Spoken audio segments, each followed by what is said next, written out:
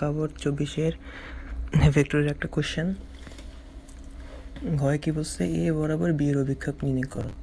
এখন সবসময় মনে রাখতে হবে যে আমাদের যার অভিক্ষেপ তার কস থিটা, যার অভিক্ষেপ তার কস থিটা।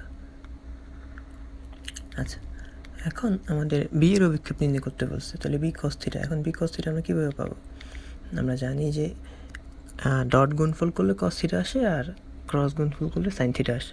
তাহলে আমরা এ ডট বি, যদি এটা এ ডট বি করি তাহলে এখান থেকে কস থিটা আসবে, এ বি কস থিটা। তাহলে আমাদের দরকার বি কস থিটা, কারণ বি এর লম্ব অভিক্ষেপ চাইছে, বি এর অভিক্ষেপ চাইছে, তাহলে বি কস থিটা আসবে। তাহলে বি কস থিটা সমান আসে এ ডট বি বাই এ, এ মানে এ এর মান। আচ্ছা, এখন এ আর বির মধ্যে ক্রস করলে ডট করলে কি আসে? ডট করলে আমাদের আই সহ গুণ হয়। তাহলে 2 আর -1 গুণ হয়ে কত হবে? -2। 3 আর 2 গুণ হবে 3 গুণে 6, 5 আর 7 গুণ হবে 5 7 35, আর সবগুলো যোগফল -2 + 6 + 35। আর নিচে হবে হলো গিয়া এর মান। এখন এর মান কীভাবে পাবো? রুট আর আই সহগের স্কোয়ার প্লাস জে সহগের স্কোয়ার প্লাস কে সহগের square, root 2 square plus 3 square plus 5 square. Okay, তাহলে উপরে থাকে 39 আর নিচে থাকে রুট 38, যেটা করলে আসে 6.33। তাহলে এটা আমাদের ঘয়ের অ্যান্সার।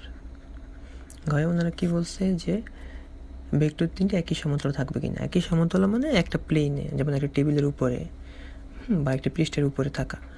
আচ্ছা, তাও আমরা জানি যে যে কোনো তিনটা ভেক্টরের মধ্যে যদি আমরা বের করতে চাই তিনটা ভেক্টর একই সমতলে কিনা, তাহলে ওখান থেকে ভেক্টরের সাথে ক্রস করব, ক্রস করে বাকিটার সাথে ডট করলে যদি শূন্য আসে তাহলে একই সমতলে, আর না হলে আমাদের ভিন্ন সমতলে। ওকে, তাহলে আমরা এ আর বির মধ্যে ক্রস করি। তাহলে এ আর বির মধ্যে যখন ক্রস করব তখন আই জে কে এগুলো সহগ বসাবো।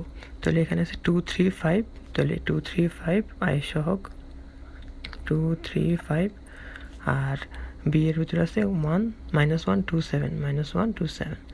এখন ক্রস করলে কি হবে? আই যখন নেব, আই সারিবাদ কলামবাদ 3 7 21, 5 2 10, 21 থেকে 10 বিয়োগ, তারপর একটা মাইনাস জে, একই নিয়ম একইভাবে, তারপর প্লাস কে করার পর এখানে আসে 11i - 19j + 7k। আচ্ছা, তাহলে এখান থেকে এ ক্রস বি এর মান আমরা পাইছি। এখন এ ক্রস বি এর মান পাইছি, সি এর মান দেওয়া আছে, এই দুটোর ভিতরে ডট করবো। তো আগের মতো যে আই সহগ এখানে আই এর সহগ 1, 11 আর 1 গুণ করলে 11, -19 + 7 গুণ করলে আসে -133, 7 - 1 গুণ করলে -7, তাহলে আসে কত? -129, যেটা আমাদের শূন্য না। অতএব ভেক্টর তিনটি একই সমতলে অবস্থিত নয়।